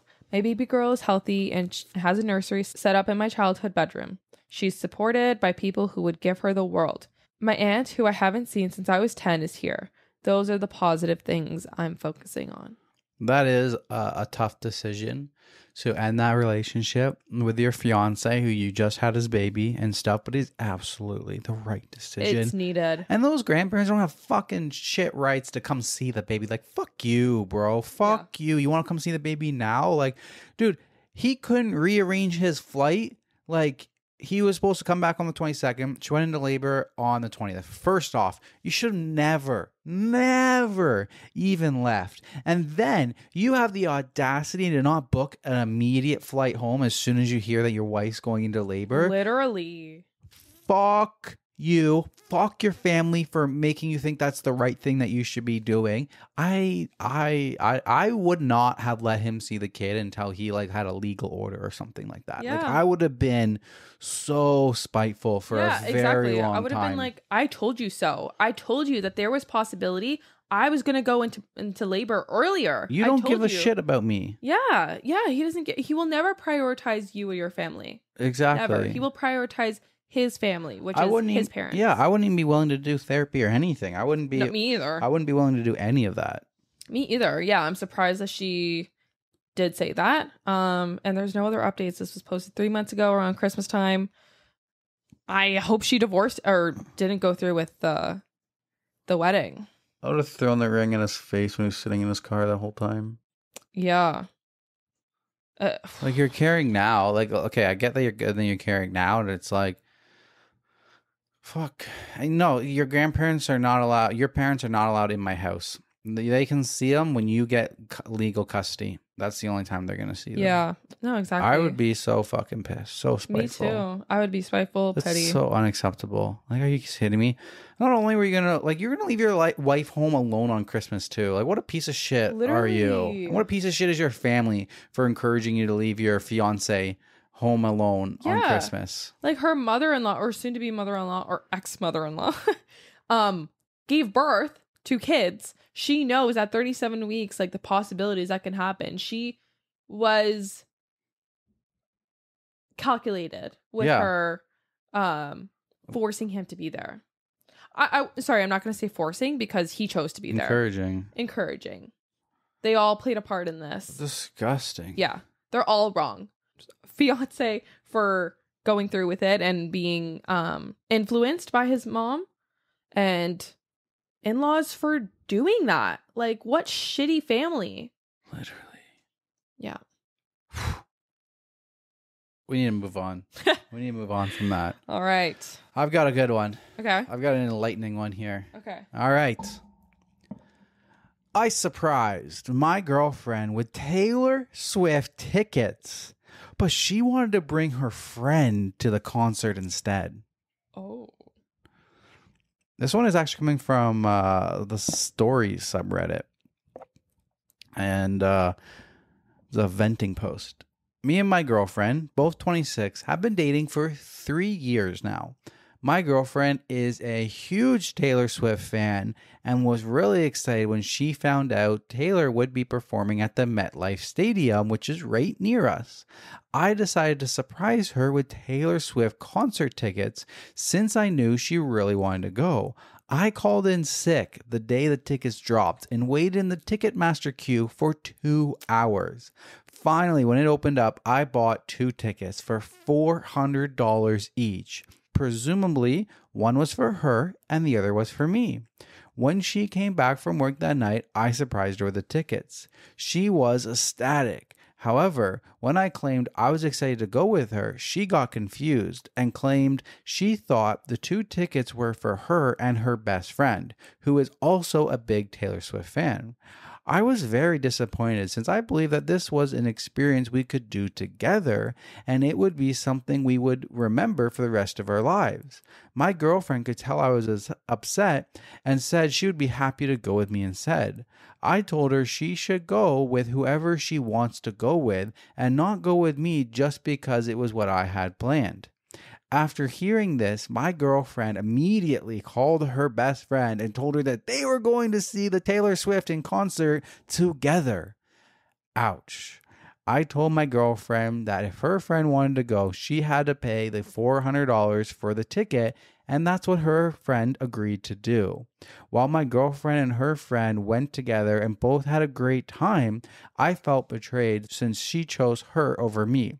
While I know my girlfriend's BFS is a much bigger Swiftie fan than me, I was still excited to go since I'd never been to a concert before, and I like to listen to some of Taylor Swift's songs. Like I said before, I also believe this would be a great memory for the both of us to remember together. Should I have done things differently and not given up my ticket so willingly? I mean, that's tough because she already said that she didn't want to go with you. So how can you say, like, no, I'm insisting I want to go with you? Like, at that point, it's like, okay, if you don't want to freaking go with me, don't go with me. Like, yeah, take your friend. I don't know. I don't want to go with you anymore. I would also be like, feel free to pay me back the $400 for your ticket as well. I mean, and we're broken up. We're breaking up. I'm leaving you. If you were going to I literally spent $800 US plus time. Plus time, so effort. You stressful. you called sick into work and stuff like that. You planned this whole thing, not even for like a special occasion, just because you know she loves Swiftie. This dude is amazing. It's not like her birthday's coming up and I had to get her something. No, he did it just because he knows that she loves Swifties and he's doing it like out of nowhere. And then immediately she's like, oh, I thought these were for me and my best friend. Why the fuck are you so delusional that you think your boyfriend bought tickets for you and your best friend and not you and him? Literally, yeah. She clearly is in a better relationship with her best friend than she is with you. She doesn't prioritize you over anybody else. You are not her best friend. And in a relationship, I think at some point they got to become your best friend. Teresa is my best friend here. So maybe they're not at that point yet, but that would be 3 years. Yeah, okay, 3 years. They should be at that point. That would be a tall sign to me that you don't prioritize me. You don't care about me. I can make this huge gesture towards you, and the first thing that you think about is your friend, not me. Also, if they were like huge Swifties too, why weren't they getting the tickets? Yeah. They should have been on that. What? Yeah. Why weren't they trying? That's so tough. I feel bad for him. I feel so bad for him. He sounds His amazing. tough decision is whether he should stay with this psycho chick or not. No, exactly. Delusional girl. I was going to say, like, honestly, I would be like, okay, take the tickets. That's fine. You don't have to pay me back. But I don't think this relationship is for me. Yeah, that's exactly what I'd be. That decision of take whoever you want, don't take me because that's what I plan. That's a fucking test. That is 100% a test of your where you're at. I need to know where you're at. Yeah. If I can say that and you are still going to choose to go with your best friend and not me, even though I told you what I was expecting, we're done. We're done. I was confused what you were looking at. We're done. I wasn't sure where Luna was.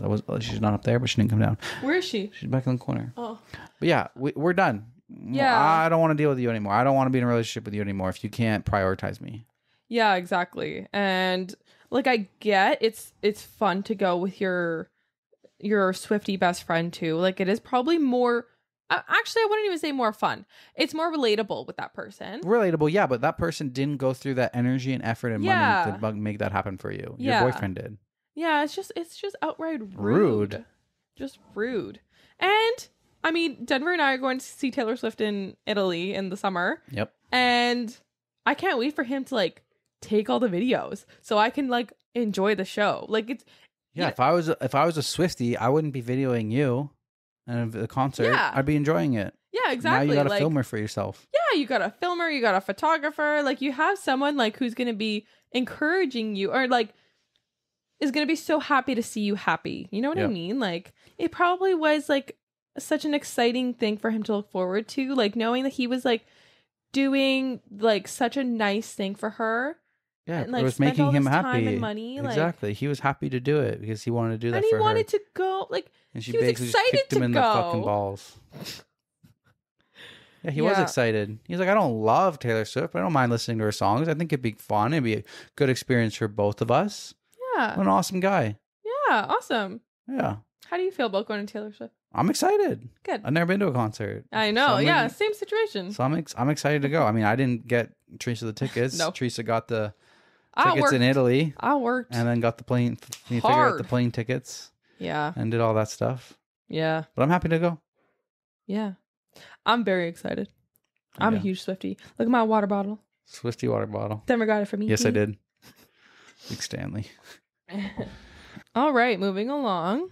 This one comes from Am I the Asshole? Am I the asshole for canceling my sister's visit even though her therapist said she needed a vacation? About 3 years ago, my stepsister Daphne got pregnant. She and her husband Jim were thrilled, but found out at the 20-week scan that the baby had a congenital condition and would be born severely disabled. Apologies if these are insensitive terms. I'm not sure how people refer to say it. Daphne decided to keep going with the pregnancy despite Jim's protests, and they split up, but got back together by the time their son Liam was born. He is now 2 years old.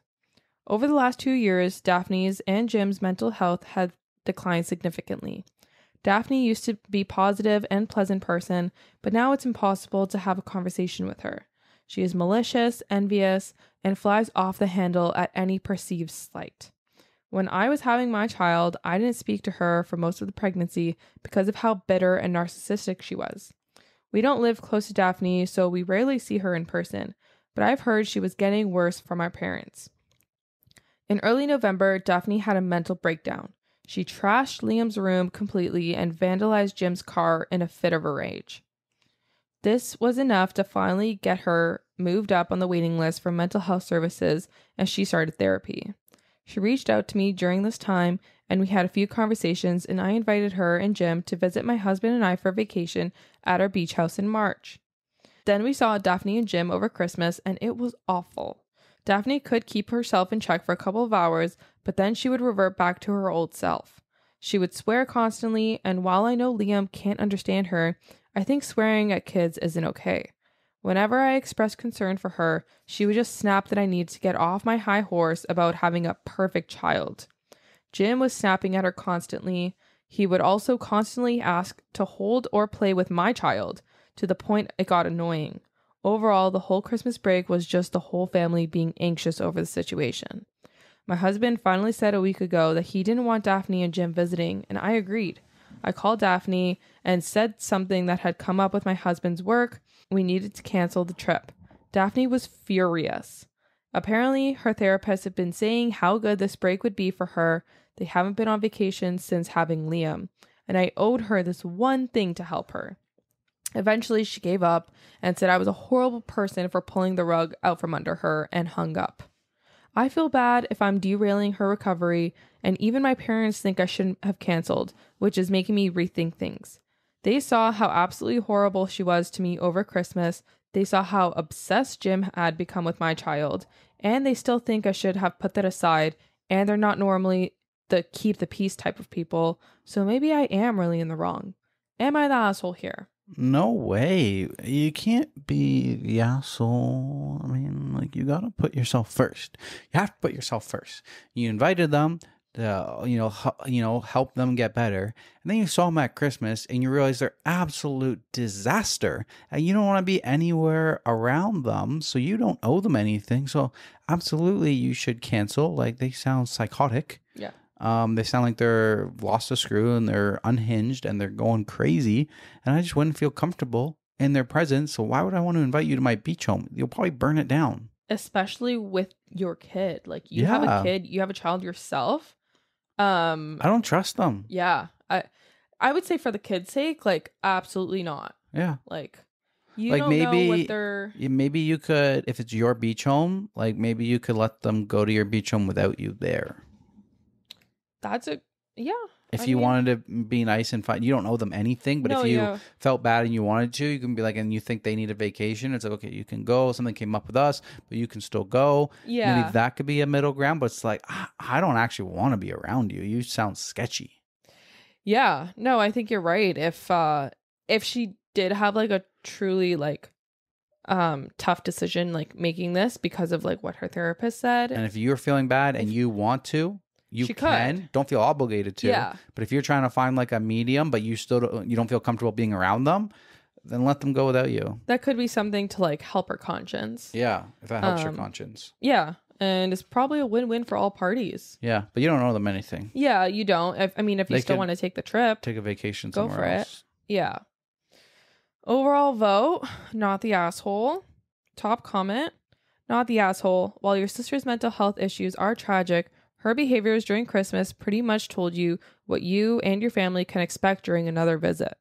You most certainly did not derail her recovery. She needs a lot more help than you could provide to her, including finding some specialized babysitting for her son. You don't owe to her, nor to your parents, the stress that she will put you and your family under. Yeah, exactly. OP responds, they can't afford specialized babysitting. Liam does go to special daycare a couple of days a week, but state support services in their area are not great. That's another thing that gets thrown in my face a lot, that I won't lend/gift Daphne money to hire specialized care. The fuck? Okay, so she seems very entitled. Very. Very. I wouldn't let them go to the beach house. Very. Yeah. No, I wouldn't. That raises a tough question of like, pro-choice, like, do you abort or do you not abort if you know that their kid is going to have difficulties its whole life with those things? Like, what do you do? Yeah.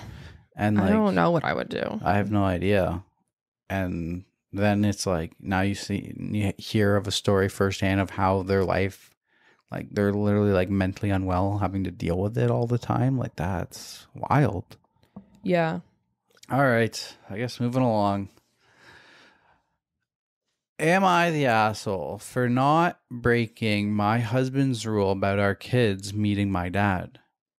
For the context needed, my parents had me really young and in a really bad place. I don't know if it was the stress or the number of kids they had, but they just didn't love me. I was basically my mother's maid, and she was emotionally and mentally abusive, but only towards me and not my siblings. My dad blames me for ruining his life since he had to drop out of high school. He was forced to marry my mom and was stuck raising kids. I managed to escape at 20 and finally had enough money saved, so I never looked back. I met my husband, Richard, late in my 20s, and we got married and we had our first child very quickly, followed by our other two. They are now 12 male, 9 male, and 7 female. Richard is my everything. He's a gentleman, a great husband, and a great dad to our kids. Anyways, 6 months ago, my dad contacted me through Facebook. He sent a long message apologizing for how he treated me and how he had found God. He also mentioned that he had divorced my mother and wanted his eldest daughter back in his life. I was skeptical and talked to my husband about it. He was against me forgiving my dad, but supported me in giving him a chance with the clear rule that my dad would never get to meet our kids. I accepted this rule. We started with emails, then video calls, and eventually met in person. I thought things were going great, but whenever there was mention of my dad meeting my kids, I would shut it down, saying I would be disrespecting my husband's wishes if I allowed that. He understood and backed off. But everything came to a head last week when we were at a coffee place. My dad started ranting about how I hadn't truly forgiven him since I wouldn't let him into my life, meaning my kids.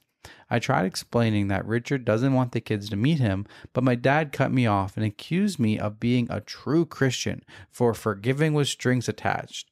I was hurt that he insulted my faith, but he tried to corner me and demand that I let him meet my kids. I didn't let him bully me and I left the coffee place. But since then, I've been bombarded with messages from my dad and siblings who are now calling me names and belittling me. My little sister even insulted me by calling me my husband's dog.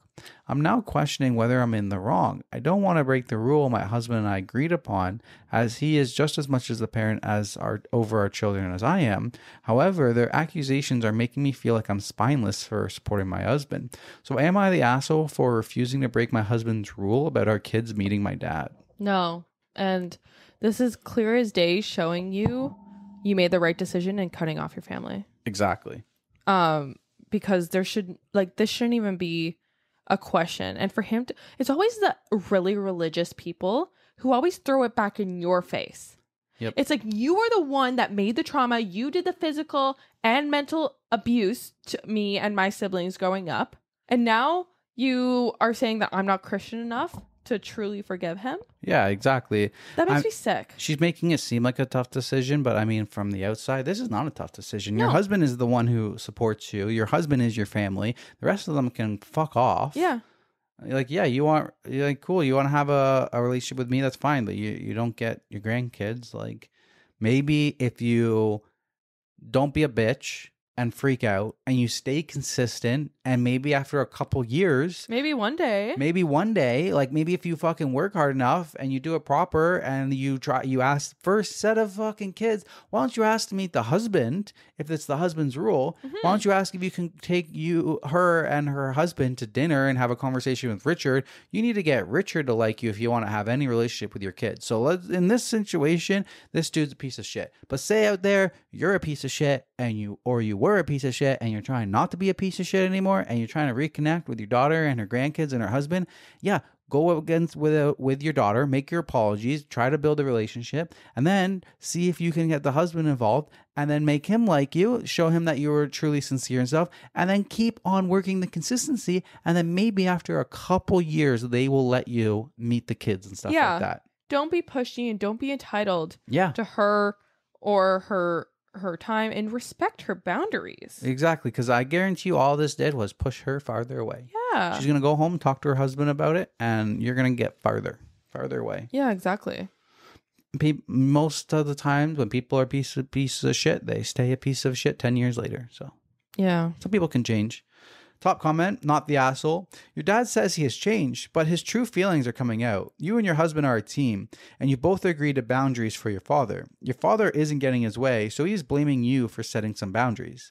He is the one who caused all of this, not you. He is also showing you why you need those boundaries to protect you, your husband, and your family. Stay strong, keep your father arm's length or further away. If him or your siblings don't stop, drop them again. You are doing better without them. Exactly. 100%. No, this is enough for me to cut him off again. Yeah, you're cut. You're done. Peace out. Yeah. Okay, this is my last one. Is it your last one? Yeah. No way. All right, well, let's get into it. All right. Comes from Am I the Asshole? It was posted 23 hours ago.